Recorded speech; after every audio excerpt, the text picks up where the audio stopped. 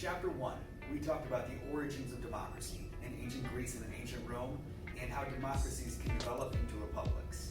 In today's lesson and in Chapter 2, we're going to talk about how we took those principles and applied them in America. And we're going to talk about separating from Great Britain and developing our own independent representative democracy. Let's get started.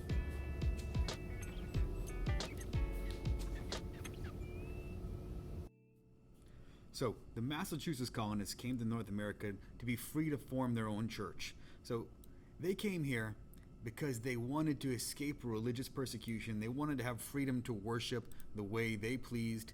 They didn't want to have to follow somebody else's religion.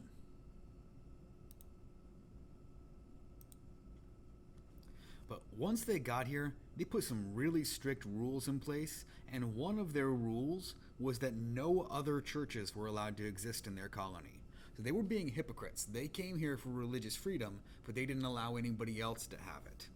Some colonists thought this was wrong. They said, "No, that's not how we should treat people." They wanted to be free to set up their own church, and they felt like Massachusetts church was acting no better than the King of England, was treating them just as poorly as the place they just left. So for this reason, some people said, forget Massachusetts, we're out of here. They started two new colonies, Connecticut and Rhode Island. And in Connecticut and Rhode Island, people were free to worship as they pleased. So they had freedom of religion. Laws would not tell people what to believe. They couldn't require you to go to church and tell you how you should worship. So eventually, that idea of freedom of religion will spread to all of the states and the First Amendment, but that's a little bit down the road. The colonies of Connecticut and Rhode Island were started with charters from the king, which is basically a permission slip and a set of guidelines they have to follow if they want to be official. These charters gave the people the freedom to govern themselves. So the king was basically telling them, you guys can make your own rules as long as you're following my general guidelines. So they're allowed to make their own laws, and each town elected a group of representatives. They also chose their own judges and their own governors. Connecticut and Rhode Island became the first colonies to have written constitutions. And a constitution is like the basic outline of all of the laws. That's what all of the other laws and different ideas they come from. The Constitution also lists what the government can do, cannot do, and what the people's rights are. So other colonies soon started to write their own constitutions as well. So every state or every colony would have a constitution, and eventually the United States would have its own constitution for the entire country.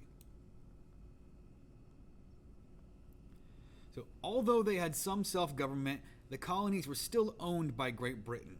So the King of England still owned us, even though he's about 3,000 miles away. There's no cell phones, no way to text, no quick way to communicate. We still are owned by him. We're considered part of his territory.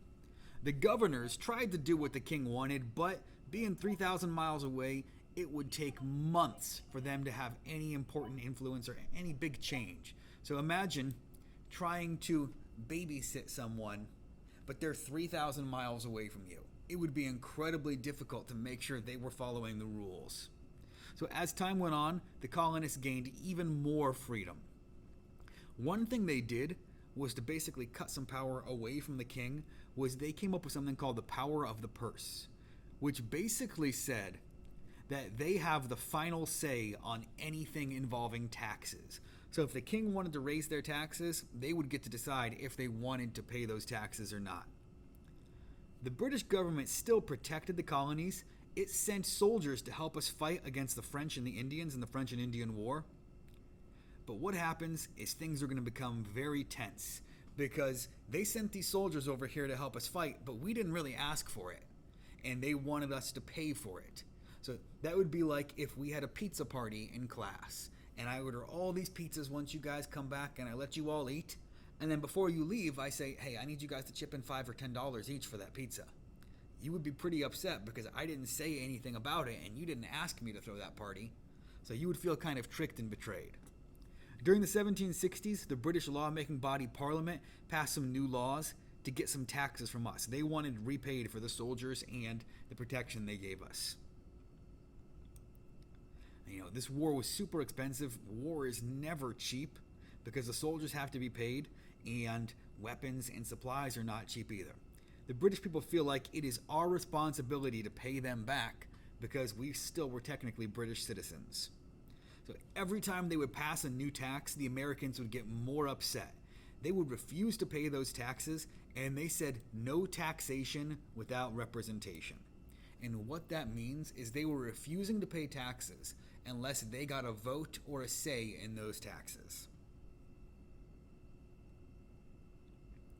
The colonists felt that their rights were being taken away, and many of them completely refused to pay the taxes. They would refuse to pay the taxes, they would boycott British businesses, and one thing they would do is when a tax collector shows up, they would dump burning hot tar and feathers on them. And that basically convinces a lot of other tax collectors not to do their job because they don't want to face that same fate.